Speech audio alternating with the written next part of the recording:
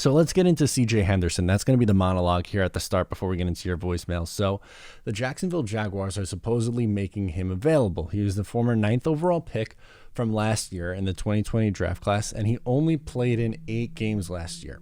He did have 1 interception. He had a groin injury last year, which is what held him out after, an up and down rookie year, as most rookie seasons are for cornerbacks. And he was just recently activated off the COVID list now. So he's back healthy from both the injury and from COVID. Here's some numbers for you. Like I said, the 1 interception. He had 443 yards allowed and a 64.3 completion percentage allowed, a 57.9 PFF grade. Obviously not great numbers, but to be a top 10 pick, the expectations are very high for this kid going forward.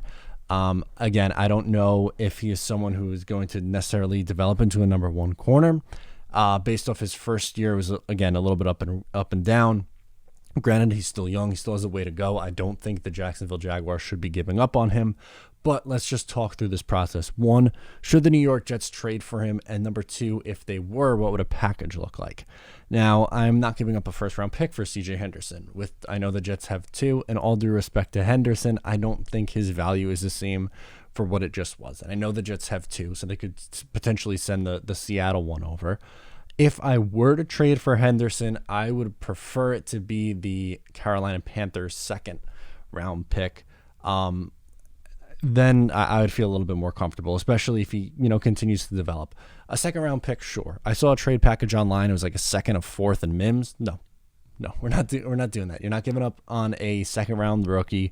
A 2nd-rounder from just a year ago, a 2nd-round pick this upcoming year, and a 4th-round pick. I'd be all set there. I'd rather, if that were the case, to roll with what the Jets have than to go into this saying, okay, I'm going to give up on a year 2 wide receiver who he just spent a top, 60 pick on? What was he taking, 54? Somewhere in that range?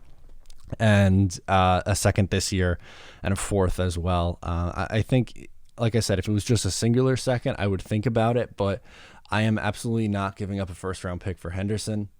That's quite okay. I would rather hold on to that and just see what the Jets have this year. Because, let's face it, on the defensive side of the ball in the secondary, it's going to be a lot of waiting and seeing what you actually have and evaluating. And I'm okay with this year being an evaluating year. I don't necessarily think you have to, trade a high-end pick, with the 1st rounder, a top probably 25 pick in an upcoming draft for a player that the team that just drafted him 9th overall is already willing to give up on. That gives me a little bit of a red flag.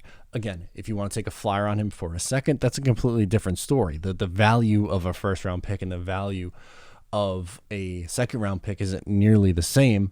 So, okay, sure, I would maybe take a swing on it for that. But if it's anything more than that, I don't see how I could justify it right now. I'd almost rather have Bless, Austin, and Bryce Hall out there, starter, and rotation, and rotating guys in. Like Guidry at the green and white scrimmage, I thought was good. He'll probably play the slot, and I'm sure you'll see a mix of Isaiah Dunn and Lamar Jackson and the 2 youngsters in Eccles and Pinnock rotating in on the outside. So while Henderson is an intriguing player and someone that I liked in that draft class, I don't know if I'm giving up a 1st-round pick for him or multiple picks. Again, singular 2nd, different story. But multiple picks and a player, like I saw, that trade proposal online. I don't remember exactly where it came from. It was on an Instagram account, a Jets Insta account. Sorry, I can't remember off the top of my head which one it was.